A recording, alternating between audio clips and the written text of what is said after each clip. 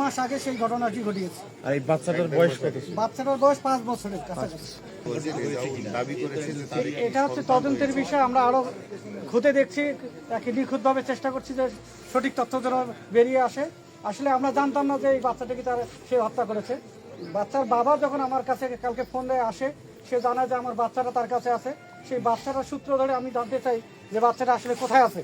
সে প্রথমে অস্বীকার করে, কিন্তু একসময় আমার প্রশ্নের সম্মুখীন হয়ে জেরার মুখে সে বলে ফেলে যে আমি বাচ্চাটাকেও হত্যা করেছি এবং আমার বাড়ির পিছনে একটি গোবরের ভিড়া আছে, সেই গোবরের ভিড়ার পিছনে আমি গর্ত করে 1 কোমর গর্ত করে একটা লুঙ্গি দিয়ে পেঁচিয়ে আমি সেখানে রেখেছি।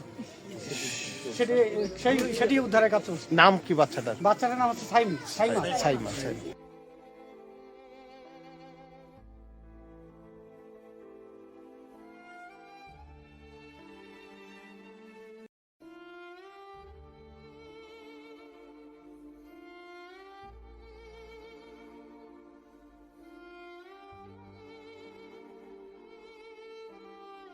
ঘটনা কি কখনো দেখছিলেন?